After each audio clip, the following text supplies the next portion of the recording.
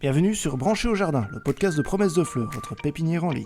Votre rendez-vous jardinage, botanique et biodiversité sur un format court, amusant et instructif. Bonjour à tous, bonjour Olivier. Bonjour Ingrid, bonjour tout le monde. Aujourd'hui, nous allons parler d'un sujet de saison. Comment sauver nos plantes après une sécheresse ? Oui, parce que même si, on va dire dans le nord de la France et en Belgique, on a plutôt eu pas mal de pluie cette année, on n'est jamais à l'abri d'une sécheresse et surtout, la sécheresse peut intervenir maintenant dans l'année prochaine ou les années suivantes. Bref, c'est de plus en plus fréquent, c'est de plus en plus intense, donc qu'est-ce qu'on fait ? Comment réagir pour préserver nos plantes au jardin ? Et alors pour savoir comment réagir, il faut déjà comprendre quelles sont les réactions de nos plantes face à ce stress. Alors l'eau pour les plantes, comme pour nous, c'est la vie. En effet, l'eau fait partie est très importante pour la photosynthèse. Une plante fait la photosynthèse pour pouvoir finalement vivre et pouvoir croître. S'il n'y a plus d'eau, la photosynthèse va se réduire très fortement, va peut-être même s'arrêter, et donc forcément la plante ne poussera plus.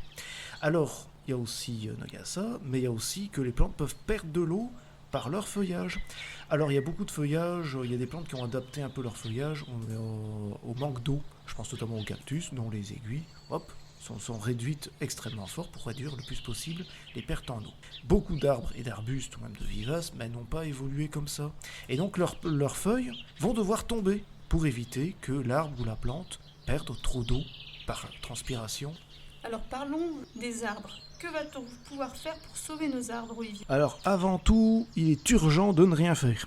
Non, on ne va pas se précipiter parce que l'arbre est déjà en stress, on ne va pas se mettre à couper n'importe quelle branche, on va bien attendre tranquillement qu'il recommence à faire frais, qu'il recommence à faire humide, et c'est seulement par la suite, en automne ou en hiver, qu'on va intervenir et qu'on va couper les branches mortes, qu'on va mettre peut-être un petit peu de compost au pied, des choses comme ça, mais on va être tout délicat, et surtout on va vérifier en grattant un peu l'écorce, ça on peut le faire tout de suite, si sous l'écorce c'est vert, c'est que tout va bien, il y a de l'espoir, normalement l'arbre devrait s'en sortir. Pour les arbustes, on va faire pareil, c'est-à-dire qu'on va gratter l'écorce, on va vérifier s'il y a encore du vert en dessous, s'il y a du vert on ne touche pas, on ne fait que arroser, par contre si c'est marron, on va tailler.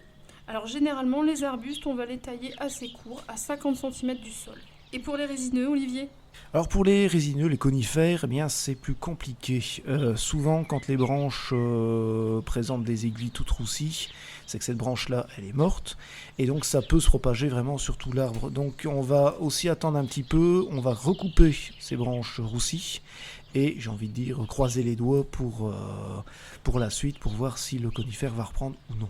Pour les plantes grimpantes, par exemple comme les rosiers grimpants, ou alors on va avoir les clématites, on va aussi faire une taille, mais plutôt légère. On va raccourcir les rameaux, on va supprimer les fleurs fanées, on va tailler un petit peu avant l'hiver, et on va apporter du compost, du paillage au pied pour limiter l'évaporation, pour enrichir à nouveau le sol, et quelques bons arrosages.